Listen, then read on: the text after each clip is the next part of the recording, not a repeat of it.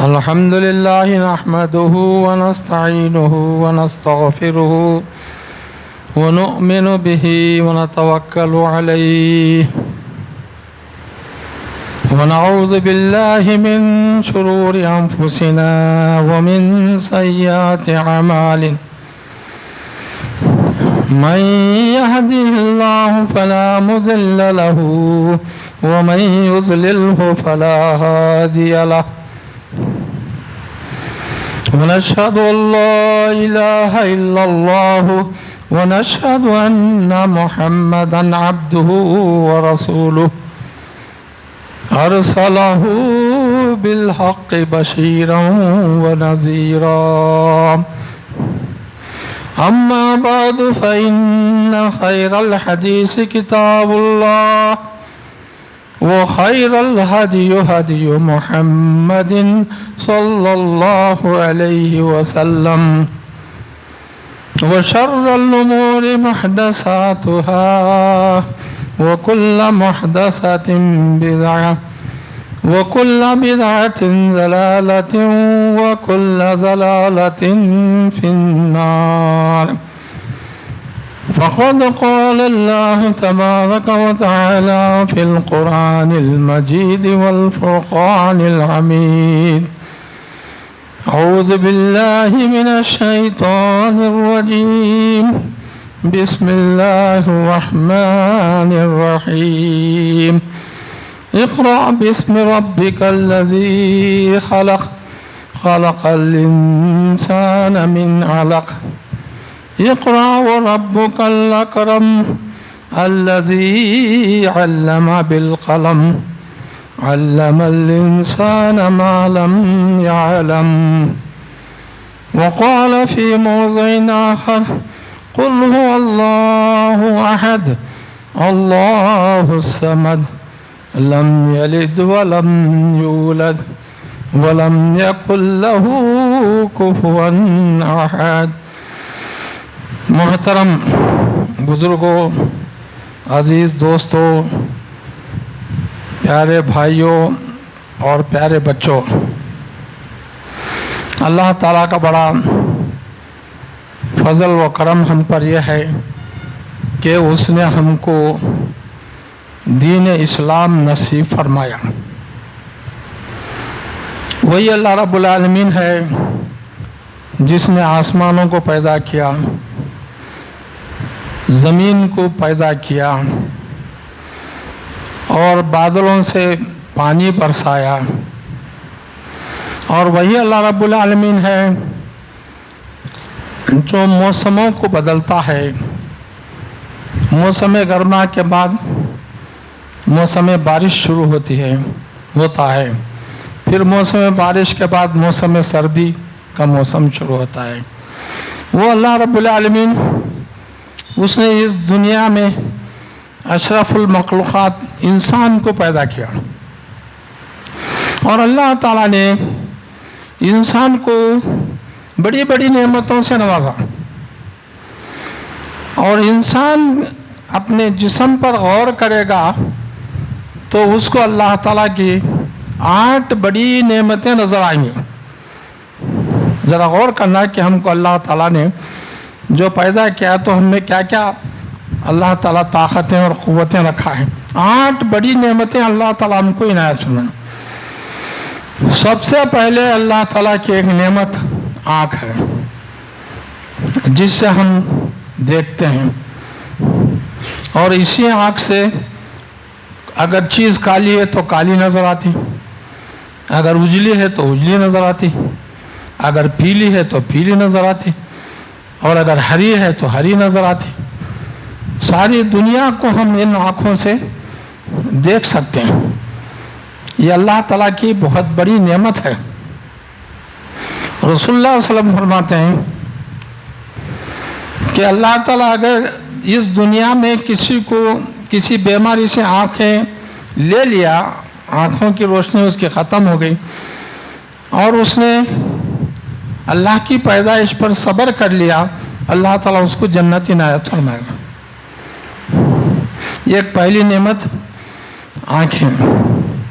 دوسری نعمت اس کے بازو میں ہی کان، جس سے ہم آواز سنتے ہیں، جس سے ہم چیزوں کو محسوس کرتے ہیں۔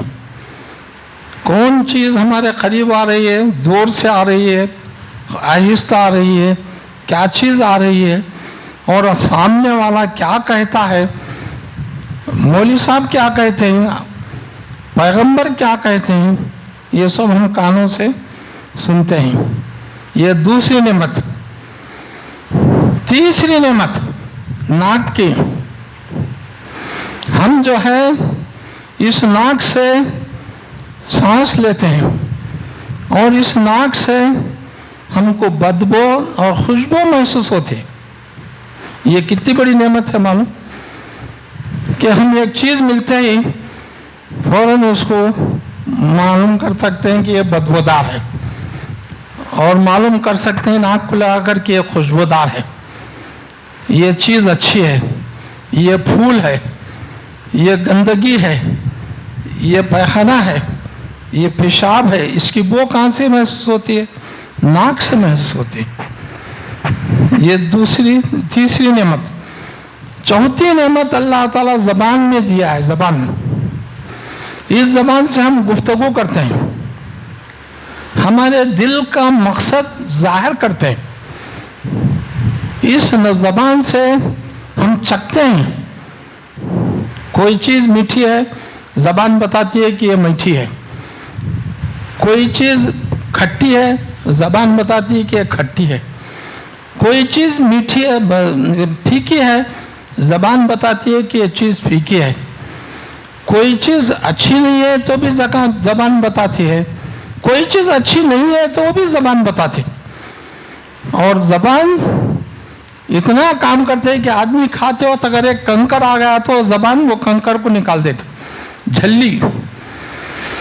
جھلی جس کو بولتے ہیں آٹا، ویسا یہ زبان میں طاقت اللہ تعالیٰ نے ہے. یہ اللہ تعالیٰ کی چوتھی نعمت. اور پانچویں نعمت ہاتھ دیا اللہ تعالیٰ، جس سے انسان کام کرتا ہے. اگر یہ ہاتھ نہ ہو تو دنیا میں انسان بیکار ہے، کوئی چیز انجام نہیں دے سکتا. اور ہاتھوں میں بھی اللہ تعالیٰ انگلیاں دیا. ان انگلیوں میں سے ایک انگوٹھا نکالو، اس کے بعد یہ 4 انگلیاں رکھو، کتنا کام کر سکتا ہے انسان، ذرا سوچو. یہ 4 انگلیاں، ایک انگوٹھا اگر اللہ تعالیٰ نکال لیا تو ہمارا ہاتھ بیکار ہو جائے گا. اللہ تعالیٰ کی بہت بڑی نعمت یہ ہے، اللہ تعالیٰ نے ہم کو ہاتھ دیا جس سے ہم پکڑ سکتے ہیں، جس سے ہم چھو سکتے ہیں، جس سے ہم نرم یا سخت محسوس کرتے ہیں. یہ ہاتھ اللہ تعالیٰ کی بہت بڑی نعمت ہے.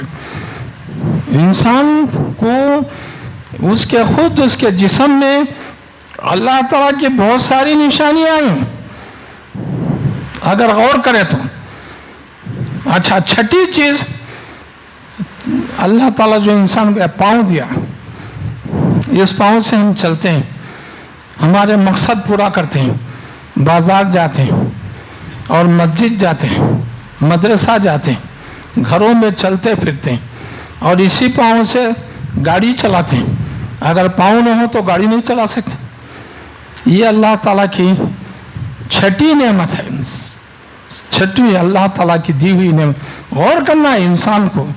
اللہ تعالیٰ جب انسان کو پیدا کیا ہے اور انسان رات دن گزارتا ہے تو وہ یہ سوچے کہ ہمارا پیدا کرنے والا اللہ تعالیٰ ہم پر کتنا مہربان ہے اور ہم کو کیسی نعمتیں دیا ہے. اچھا، 7ویں چیز اللہ تعالیٰ انسان کے سر میں دماغ دیا، اور دماغ یہ گوشت کا ٹکڑا ہے. اگر اس میں سوچنے کی طاقت نہ ہو تو وہ گوشت کا ٹکڑا بیکار ہے. اللہ تعالیٰ اس دماغ میں سوچنے کی طاقت عنایت فرمایا. اچھا کیا ہے، برا کیا ہے، نقصان کس میں ہے، فائدہ کیا ہے، کون اچھا ہے، کون برا ہے، یہ سمجھنے کی صلاحیت اللہ تعالیٰ عقل میں عنایت فرمایا. اچھا، 8ویں چیز جو اللہ تعالیٰ انسان میں بہت ساری نعمتیں ہیں، اس میں سے بڑی نعمتیں جو نظر آنے والی میں آپ کو بتا رہا ہوں. اللہ تعالیٰ کی عنایت کردہ نعمتوں میں سے 8ویں چیز انسان کا قد سیدھا بنایا. اسے جانور کی طرح ٹیڑھا جھکا ہوا نہیں بتایا. گائے کیسا چلتی ہے، بھینس کیسا چلتی ہے، بکرا کیسا چلتا ہے، چلو جنگل کا بادشاہ شیر کیسے چلتا ہے، وہ سب جھک کر چلتے ہیں. لیکن اللہ تعالیٰ انسان کو سیدھا بنایا، قد سیدھا قد عنایت فرمایا. اور ہر ایک جانور کا سر نیچے رہتا ہے، اللہ تعالیٰ انسان کا سر اونچا بنایا، سیدھا بنایا. سیدھا دیکھتے ہوئے، دنیا کو دیکھتے ہوئے چلتا ہے. اور بعض انسان ایسے چلتے ہیں گویا وہ بہت بڑے انسان ہیں، فخر کرتے ہیں، تکبر کرتے ہیں. اللہ تعالیٰ فرماتا ہے کہ تم زمین میں آکڑ کر اترا کر مت چلو، عاجزی کے ساتھ چلو اور نرمی کے ساتھ گفتگو کرو. خیر، یہ اللہ تعالیٰ کی مختصر تعریف میں آپ کے سامنے پیش کیا.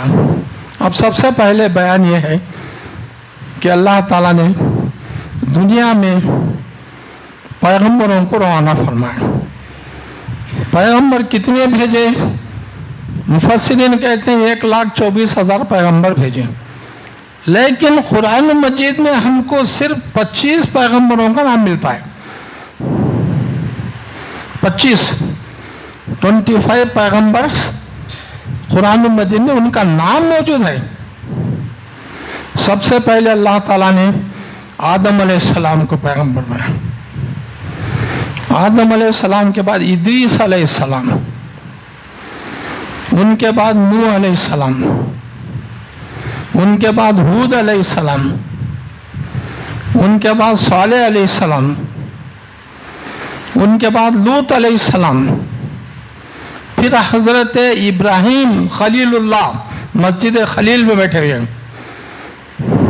حضرت ابراہیم خلیل اللہ، ان کو پیغمبر بنا کر بھیجا۔ ان کے بعد حضرت اسماعیل، ان کے بعد حضرت اسحاق، حضرت یعقوب، حضرت یوسف، حضرت ایوب، حضرت یونس، حضرت موسیٰ، حضرت شعیب، حضرت ہارون، حضرت الیاس، حضرت ذوالکفل، حضرت داؤد، حضرت سلیمان، حضرت زکریا، حضرت یحییٰ۔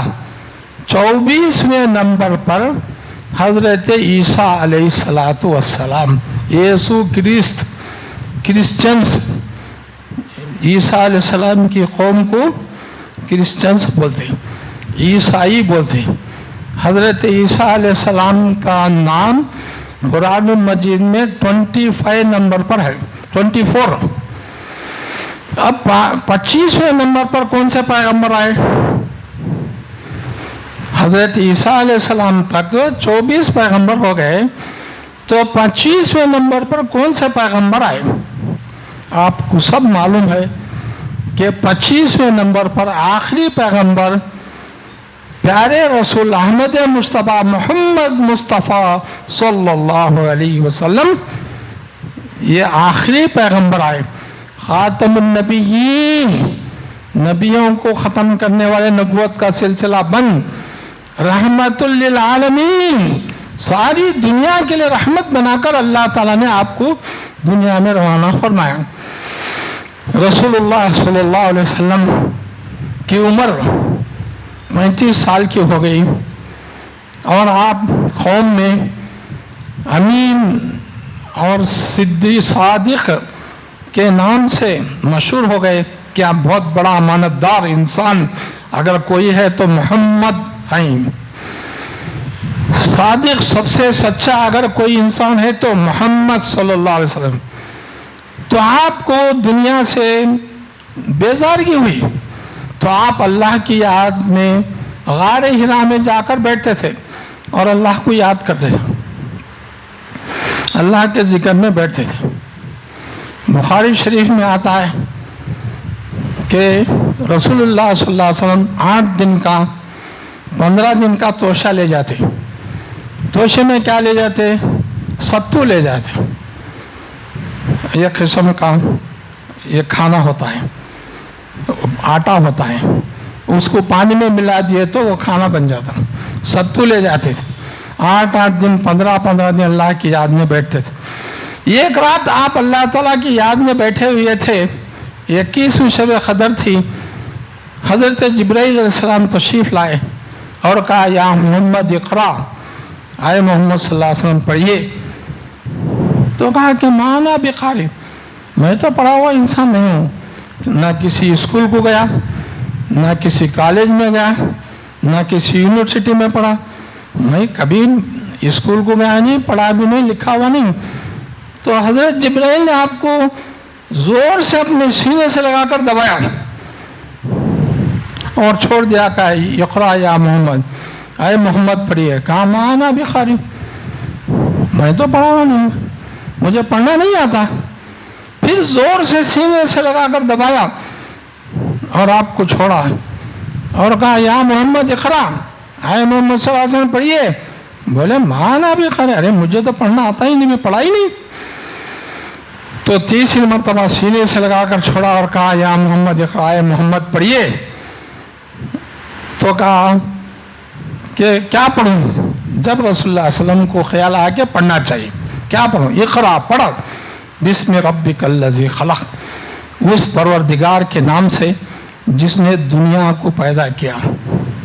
خلق الانسان من علق. اے محمد تم انسان ہو، انسان کو اللہ تعالیٰ خون کے لوتھڑے سے پیدا کیا. اقرا وربک الاکرم. اے محمد پڑھ، تمہارا رب تم پر بڑا مہربان ہے، اور اگر تم پڑھنا چاہو تو اللہ پڑھائے گا، اللہ پڑھنے کی طاقت دے گا، اللہ تعالیٰ علم سکھائے گا. اے محمد اقرا وربک الاکرم الذی علم بالقلم. اسی پروردگار نے انسان کو قلم سے سکھایا. جب بھی بچہ آپ دیکھیں گے 2-3 سال کا ہوتا ہے تو اب قلم پکڑتا ہے، لکیریں کھینچتا ہے. وہی لکیریں کھینچنے والا بچہ پڑھتے پڑھتے پڑھتے ڈاکٹر بنتا ہے، انجینئر بنتا ہے، حافظ بنتا ہے، عالم بنتا ہے، علامہ بنتا ہے، مبلغ بنتا ہے، داعی بنتا ہے. یہی بچہ. مرد رسول اللہ صلی اللہ علیہ وسلم علم الانسان ما لم یعلم. اس اللہ نے انسان کو وہ سکھایا جو نہیں جانتا ہو انسان کیا چیز ہے. اللہ تعالیٰ نے انسان کو سکھایا کہ دیکھو ہم نے سب سے پہلے تو آدم کو بغیر ماں باپ کے پیدا کیا. آدم کی ماں بھی نہیں، باپ بھی نہیں. پھر اس کے بعد ہم نے حوا کو بغیر ماں کے پیدا کیا، ماں نہیں، باپ. حوا باپ، آدم علیہ السلام ہی باپ. اور پھر دیکھو ہم نے عیسیٰ علیہ السلام کو بغیر باپ کے پیدا کیا. یہ ہماری قدرت ہے. انما اذا اراد اللہ شیئا ان یکون لہ فیقول لہ کن فیکون. اللہ کی قدرت کتنی بڑی ہے. اللہ تعالیٰ خود اپنی تعریف قدرت کے بارے میں فرماتے ہیں. جب اللہ تعالیٰ کسی چیز کو بنانا چاہتے ہیں تو اس چیز کا نام لیتے ہیں اور کہتے ہیں کہ اے وہ چیز ہو جا، تو وہ چیز ہو جاتی ہے.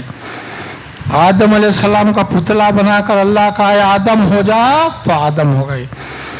اللہ تعالیٰ نے کہا اے حوا تم آدم کی پسلی سے نکل جاؤ، تو حوا علیہ السلام پیدا ہو گئی. اللہ تعالیٰ نے حضرت عیسیٰ علیہ السلام سے کہا کہ تم بغیر باپ کے پیدا ہو جاؤ، تو عیسیٰ علیہ السلام بغیر باپ کے پیدا. تو یہ اللہ تعالیٰ، انسان ہی اس دنیا میں اشرف المخلوقات ہے. تمام مخلوقات میں سب سے طاقتور، سمجھدار، عقل مند، حکومت کرنے والا، دنیا پر حکومت چلانے والا کون ہے؟ انسان ہے. اللہ تعالیٰ فرمائے علم الانسان ما لم یعلم. انسان کو وہ سکھایا جو نہیں جانتا تھا. تو رسول اللہ صلی اللہ علیہ وسلم گھبرائے ہوئے گھر تشریف لائے. خدیجہ سے کہا اے خدیجہ، اپنی بیوی سے، اے خدیجہ مجھے کچھ ایسی چیزیں دیکھ رہا ہوں میں، مجھے جان کا خوف محسوس ہو رہا ہے. تو حضرت خدیجہ نے کہا اے محمد صلی اللہ علیہ وسلم آپ مت گھبرائیے، آپ کے جیسے با اخلاق، با کردار اور بزرگ آدمی کو اللہ کبھی ضائع نہیں کرے گا، کیونکہ آپ صلہ رحمی کرتے ہیں. آپ غریبوں کو، یتیموں کو کما کر دیتے ہیں، مسکینوں کو. آپ مہمان نوازی کرتے ہیں، اور آپ جو یتیموں غریبوں کی پرورش کرتے ہیں. اور کہیں حق کی بات ہے تو حق کو بات کو آپ تائید کرتے ہیں. اتنے اچھے کام کرنے والے کو اللہ کبھی ضائع نہیں کرے گا. آپ اتنا رکھیں. اگر آپ کو کچھ ڈر محسوس ہوتا ہے تو چلو، ہمارے ایک بھائی ہیں جن کا نام ورقہ بن نوفل ہے، اور وہ انجیل پڑھتے ہیں، عیسیٰ علیہ السلام کی کتاب پڑھتے ہیں. ان کو آسمان کے بارے میں کچھ باتیں معلوم ہیں، ذرا ان کو پوچھیں گے چلو. تو حضرت خدیجہ رضی اللہ تعالیٰ عنہا رسول اللہ صلی اللہ علیہ وسلم کو تسلی دیتے ہوئے آپ کو لے کر ورقہ بن نوفل کے پاس گئے، جن کی عمر 90 سال تھی، بوڑھے ہو گئے تھے، انجیل پڑھتے تھے. حضرت خدیجہ رضی اللہ تعالیٰ عنہ ورقہ بن نوفل جو ان کے چچا کے بیٹے تھے، خاص چچیرے بھائی، تو کہا ہے میرے چچیرے بھائی ذرا دیکھو آپ کے یہ بھائی کچھ دیکھ کر آئے ہیں اور گھبرائے ہوئے ہیں، ذرا پوچھو. تو ورقہ بن نوفل نے کہا اے محمد کیا دیکھے؟ محمد صلی اللہ علیہ وسلم نے جو غار حرا میں واقعہ ہوا تھا وہ بیان کیا، اور جو آیتیں ملی تھیں وہ سنایا تو ورقہ بن نوفل نے کہا ارے یہ تو وہی فرشتہ ہے جو حضرت موسیٰ علیہ السلام کے پاس آتا تھا، جو تمہارے پاس آیا ہے غار حرا میں۔ یہ تو وہی فرشتہ ہے جو حضرت ابراہیم علیہ السلام کے پاس آتا تھا، جو حضرت عیسیٰ علیہ السلام کے پاس آتا تھا۔ اے محمد، آپ اللہ کے پیغمبر بنائے گئے ہیں، اللہ تعالیٰ نے آپ کو اپنی پیغمبری کے لیے چن لیا ہے۔ اے محمد، آپ یہاں اللہ کا پیغام مکے والوں کو سنائیں گے، اے محمد مکے والے آپ کے دشمن ہو جائیں گے اور آپ کو اس شہر سے نکال دیں گے۔ تو رسول اللہ صلی اللہ علیہ وسلم فرمایا کیا میرے گاؤں والے میرے اس شہر سے، جس کو میں بہت پسند کرتا ہوں، کیا مجھے اس شہر سے نکالیں گے؟ تو کہا کہ ہاں، جب بھی کوئی پیغمبر اللہ کا پیغام لے کر آتا ہے تو لوگ اس کے دشمن ہو جاتے ہیں اور لوگ اس کو اپنے شہر سے نکالتے ہیں۔ اے محمد صلی اللہ علیہ وسلم، ایک زمانہ آئے گا لوگ اس شہر سے نکالیں گے، اگر میں اس وقت زندہ رہا تو اے محمد میں تمہاری بھرپور مدد کروں گا اور لوگوں سے مقابلہ کروں گا تمہارے حق میں، تمہارے تائید میں، تمہاری حمایت میں۔ اور کہا کہ کیا کلمہ ہے، لاؤ میں پڑھتا ہوں۔ تو رسول اللہ صلی اللہ علیہ وسلم نے فرمایا کہ اللہ تعالیٰ مجھے حکم دیا ہے کہ ہر انسان یہ کلمہ پڑھے اور اس پر عمل کرے، اشہد اللہ الہ الا اللہ واشہد ان محمدا عبدہ ورسولہ۔ میں گواہی دیتا ہوں کہ اللہ کے سوا بندگی کے لائق کوئی نہیں ہے، صرف اللہ ہی بندگی کے لائق ہے، اور میں گواہی دیتا ہوں کہ محمد اللہ کے رسول ہیں اور محمد اس کے بندے ہیں اور محمد اس کے پیغام لانے والے ہیں۔ تو ورقہ بن نوفل کلمہ پڑھ لیے، مسلمان ہو گئے، مگر جس وقت مکے والوں نے رسول اللہ صلی اللہ علیہ وسلم کو مکے سے نکال دیا، اس وقت وہ زندہ نہیں تھے، وفات پا گئے۔ رسول اللہ صلی اللہ علیہ وسلم مکہ مکرمہ میں 13 سال رہے۔